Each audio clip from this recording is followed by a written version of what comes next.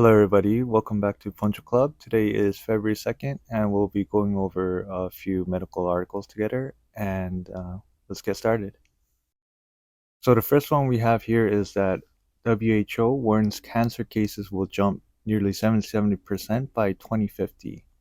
So, the number of new cancer cases will rise to more than 35 million in 2050, 77% higher than the figure in 2022. This increase is going to be mostly in developed countries and expected to have which are expected to have the record of the greatest increases in case numbers. The major factors for this happening is due to tobacco, alcohol, and obesity. And in undeveloped countries, the increase of cancer rates is um, thought to be up to 99% in increase. So, as we talked about this before, cancer has been on the rise, even in young adults, and a lot of it has to do with the lifestyle that people have, right? Which is tobacco, alcohol, which are obvious, but most importantly, food. So, obesity is a key factor in this article as well, telling from WHO saying that obesity is a critical factor into the increase in cancer rates. So having a basic fundamental uh, foundation of good well-being and health is closely related to food, closely related to our diet. So this is just another article that shows that as well. Second one we have here is a stealthy cholesterol is killing people, and most don't know they're at risk. So usually we know that LDL or bad cholesterol is the reason why we have increased heart attacks and increased heart risks. But there's a new stealthy cholesterol that scientists are finding out that is called lipoprotein A. So this cholesterol can be lead to deadly heart attacks by middle age. Um, this cholesterol called lipoprotein A or LPA is sort of like low density lipoprotein, which is LDL, the bad cholesterol, and it leads to plaque buildup in the arteries. But what's different about this LPA or lipoprotein A is that it can make it more dangerous because it causes blood clots as well. And unlike LDL, according to this article, it's entirely genetic, which means that diet and exercise have no effect on LPA levels. So, as acupuncturists and herbalists, we like to treat cholesterol by using different herbs, using different methods in helping the body uh, metabolize cholesterol, right? But apparently LPA is entirely genetic, and not even physicians or Western medicine physicians are able to treat it with drugs, which is why there hasn't been a lot of doctors who routinely check for LPA levels.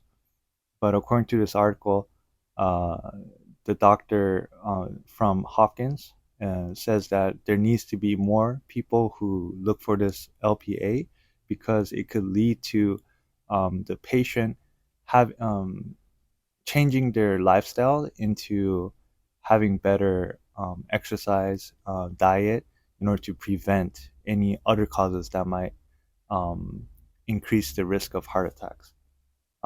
According to this article, it says that 64 million Americans have elevated LPA levels. So that's quite a lot. I think that's almost one fifth of Americans who have this. Cardiologist Dr. Sahil Parikh believes that there should be wider testing for LPA.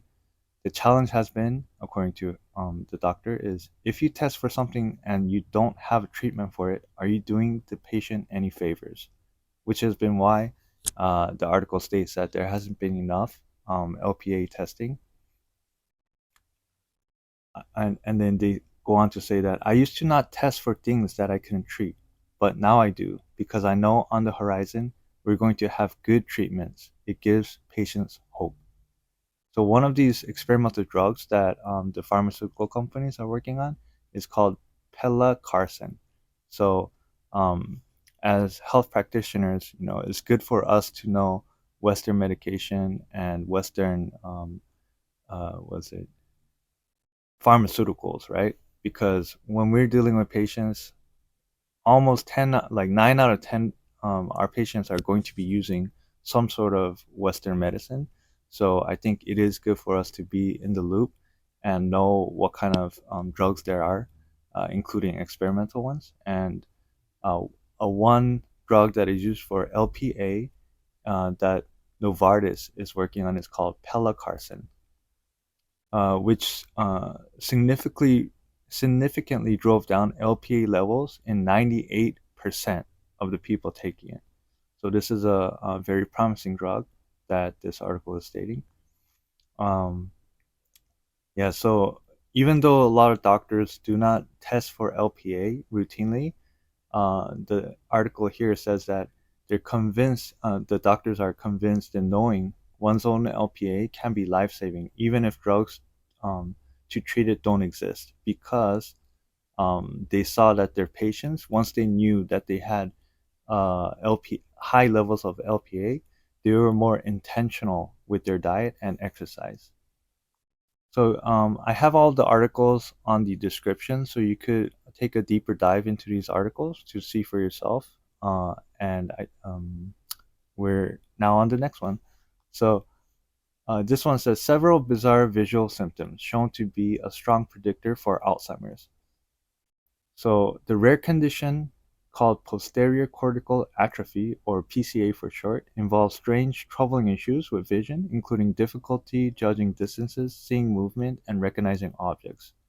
There's a new study that highlighted the close relationship to Alzheimer's disease. So this PCA shares a lot of the same pathological changes in the brain, and most patients see their optometrist when they start experiencing visual symptoms, but they might not be referred to the correct doctor according to who could recognize PCA. So this is something that um, us as health practitioners could also have in our tool belt, so that we could recognize, hey, maybe they might have PCA, and maybe we could tell them that there's a higher chance of someone having Alzheimer's if they have these kind of bizarre visual difficulties or problems. The average onset age for this disorder is 59, which is several years younger than the average age for Alzheimer's. So it could become a very good indicator for the risk of Alzheimer's. So the next article we have now is pregnancy dramatically rewires every major organ, monkey study reveals. So this is very interesting because in TCM, we know that gene or essence is affected every time there's childbirth, right? Because the prenatal essence of a baby is given from the parents, right? So the men give semen as their gene or essence, and the woman gives their gene to the kid as well. So that's in order for the kid to create postnatal essence, right? So this prenatal essence comes from essence or gene. And gene is a very crucial element in all of our organs. And in TCM, we know that, right? Because gene isn't something that we could um, build up or have like, um, like blood and chi, we could rebuild or tonify. But in TCM, there's no tonifying of the gene, right? Because we're born with a certain amount of essence, certain amount of gene.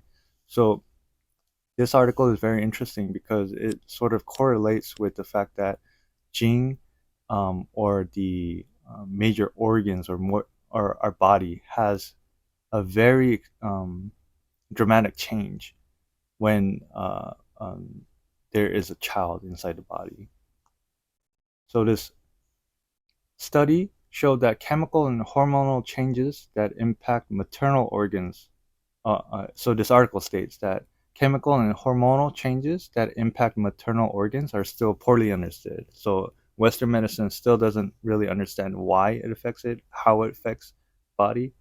Um, but now a team in China has taken a step toward filling the gap by profiling metabolic activity in a wide range of organs inside pregnant monkeys.